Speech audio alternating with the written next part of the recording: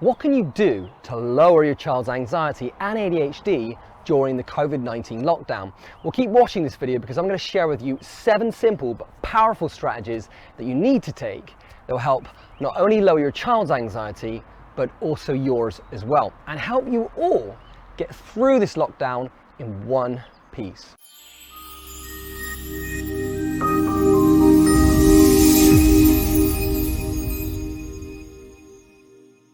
Anyway, nice to meet you. And if you don't know already, you're listening to me, Jamie Vasilian, the Hypnosis for ADHD specialist.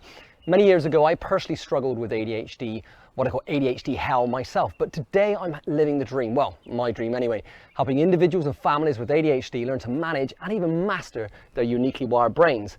And now it's your turn to find out how you can begin to do the same, to get control of your brain and live the life that I believe you were truly meant to live. Now let's be honest here. Who would have ever imagined that you would be stuck at home with your children with ADHD? A few weeks ago, someone had suggested that would have seemed like the worst possible nightmare scenario, beyond comprehension. And yet, for many of you, you're actually in that right now as we speak. So before I share with you these 7 simple but powerful strategies that are going to help you understand what to do and make some positive changes, I just want to say I do not envy you being in the situation. It's difficult enough having the children at home at this time, but when your child has ADHD, I mean, this is off the scale challenging, you know? And yet that's exactly why I'm making content like this, because I really want to help you get control of this nightmare scenario. So first of all, before I share with you the 7 tips, I want to give you some background to what's happening inside your ADHD child's brain when they're in lockdown, so that you can understand why the following tips are going to be so powerful and effective. So what we need to understand is that there are these 2 very different parts of the brain that are basically about as similar as chalk and cheese.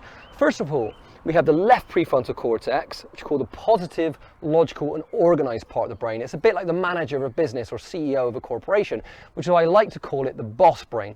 And of course, this is the same part of the brain that is lagging behind when you have ADHD, especially if you're a young child. So then we have what we call the primitive brain here. And this is the part of the brain where we find the amygdala, which is responsible for the survival mechanism, and there's 3 main ways of responding. These include fight, flight or freeze. Right now, what with the very unusual situation, lockdown, the change in your child's and indeed your routine, your child's primitive brain is getting overactivated, and here's why. This part of your brain is based in survival and likes things to stay the same way. So much so that this part of the brain will even resist positive change. In other words, even if we turn lockdown into an awesome experience, or if there are aspects of it that are enjoyable or positive, the primitive brain will still resist. Now that's enough of the theory, but I just want you to bear this in mind as we move into the following 7 tips that are going to help you calm down you and your child's primitive brain and move back into your positive boss brain here. So strategy number 1 that we're going to use to calm down that primitive brain and reestablish some kind of new schedule. The trick is to convince the primitive brain that things haven't actually changed that much by making your new schedule as similar as possible to your old one. For example, if your child had a timetable before, then have a timetable now. Make it similar to how it was before. Give their brain a new predictable structure, because this will lower anxiety. This is especially true of children with ADHD because they need more predictability and structure than most. One way of doing this is to make sure that when your child is studying, that they always study in the same room. Designate that specific area of the house as being for school only. In other words, their brain will associate that space with school. Another thing you can do, if they will agree to it, is to make a distinction between school time and home time, even though they will be doing everything at home. In other words, when they go to classes at home, they could still wear their uniform. This will trick their primitive brain into thinking that things haven't changed that much. Of course, however, this will probably be easier said than done, especially if they've got into the habit of wearing, normal clothes or studying in pajamas. Another thing that needs to stay as consistent as possible is your child's sleep routine. Obviously, things will have changed somewhat with the lockdown, but the key is to always get up at the same time and go to bed roughly at the same time. We're all having some extra time in bed, but as a rule of thumb, don't vary that by more than an hour. As with all of these strategies that I'm suggesting, the key here is to create a new schedule which simulates the old schedule and environment at school, at home, as close as you can possibly get it. As I say, this will trick the primitive brain into thinking that things haven't changed that much. And when your child finally comes out of lockdown, the transition back to school will be much easier to make. Okay, so strategy number 2, teach your child by explanation or example to accept things that you cannot change and instead focus on the things that you can control. This all comes back to that primitive brain again, which dislikes change. But of course, life is always changing and we never fully have control over what happens. That's one of the things that COVID-19 reminds us of. So the trick is to realize that you or your child has anxiety about this unprecedented situation, which is out of your control. But to alleviate that sense of losing control, literally focus on what you do have control of. Talk to your child about this in a way that they can understand. Get them involved in the process of making decisions together about the changes that you're going to make. At the very least, give them options, such as what will you do during break time on your new school schedule? Will you play on the computer or will you play football in the garden? Let them make as many choices as possible so they get a stronger sense of control and autonomy. Strategy number 3, your child needs an outlet for their energy, especially when they have ADHD. Children need more exercise than most. And when you have a child with ADHD, that means even more exercise.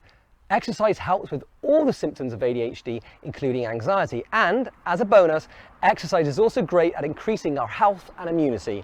Now, I know it's challenging in a lockdown and your child may resist. For example, they might want to sit on the computer all day or watch television. But the trick is to make the exercise fun, to make it predictable, because you set aside a specific time for it on the new schedule.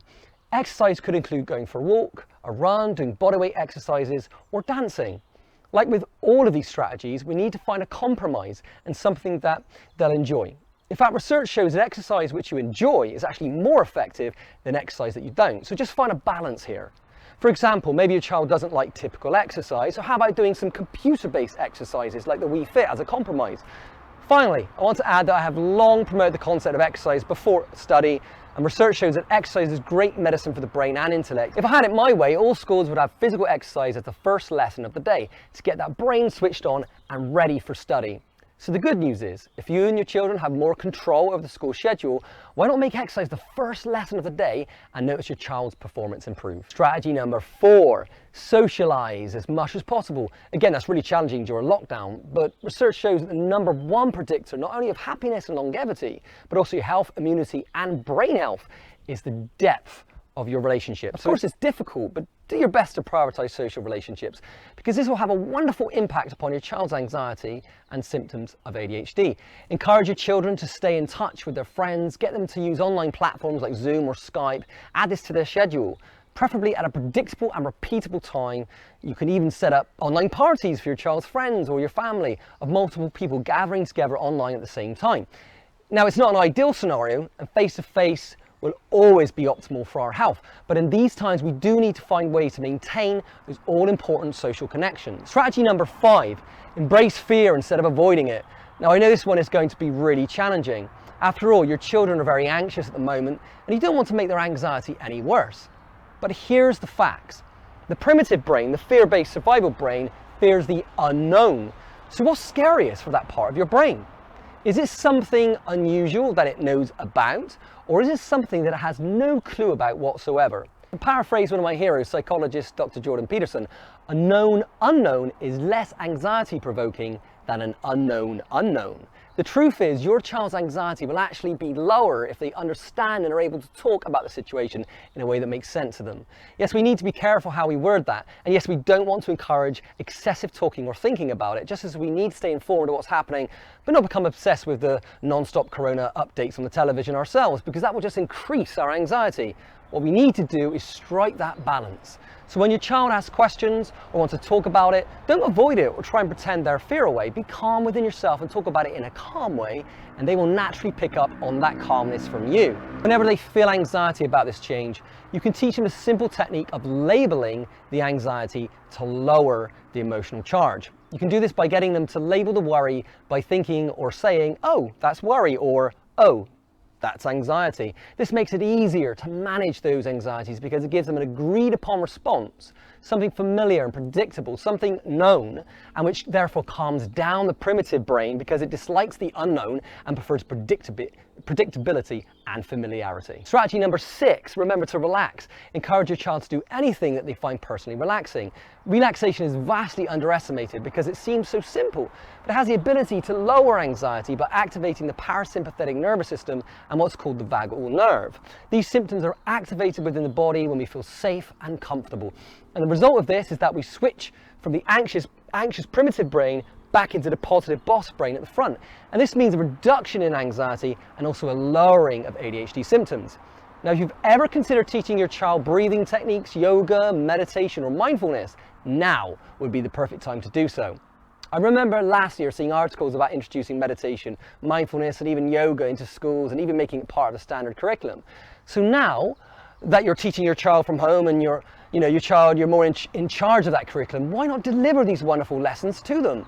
Now, you might be thinking that these practices are difficult or even impossible for a child with ADHD, but I can assure you that they are not. The trick is to think less is more. Schedule multiple short sessions of relaxation through the day, which is both achievable and strangely enough, possibly more effective than longer sessions. Start off with just 5 minutes a day, build up to 5 minutes twice a day, then maybe move up to 10 minutes or so. Start small and build it up. Less is more. Now, we don't have time to cover this in depth on this video, but I want you to know that despite my ADHD, I began meditating at the age of 7 and have been doing that daily for over 3 decades now. And whilst we don't have time to go into that, make sure to watch this space in future, because I'll be delivering free content on ADHD meditation and mindfulness very soon. And finally, strategy number 7, why not teach your child hypnosis? You heard me right. Not only can children with ADHD learn meditation and mindfulness, but they can also benefit from hypnosis. It can help them to lower anxiety, relax focus, and manage their symptoms of ADHD. Again, I personally learned hypnosis when young. And in my experience, working with ADHD children, they respond very well to hypnosis, especially when you make it fun and enjoyable. You see, children are already in a state of natural hypnosis, very suggestible, creative, in their own little world of make-believe. So it's actually easy for them to respond to and enjoy hypnosis because they're effectively already there. So again, we're in lockdown, but learning a new skill like hypnosis will not only be extremely helpful at this time, but also help your child to succeed later in life. Once again, we don't have time to go into the how-to in this video, but stay in touch and I will show you how to use hypnosis with your ADHD child to get through the lockdown in one piece and prepare yourself to come out of this challenging situation with a new skill set which you can help your child and yourself continue to move into a more positive trajectory and come out of this situation stronger than before. So there you have it, 7 key strategies that will help you to lower your child's anxiety at these challenging times. But before we close this video and you go off and apply it, I just want to remind you that this is all part of a process. Your implementation of these vital strategies is going to be challenging for you and your children, so just do your best and cut you and your children some slack in these challenging times.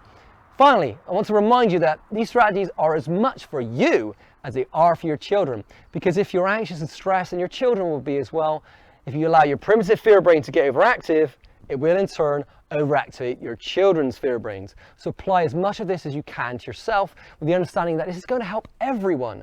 I like to call that being the change you wish to see in your child. Anyway, I hope that you found today's video useful.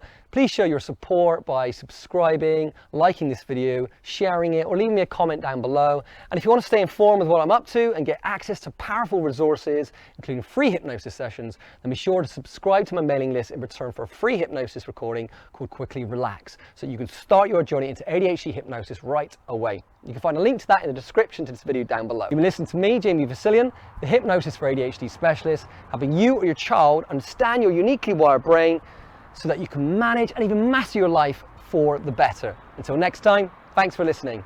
Bye for now.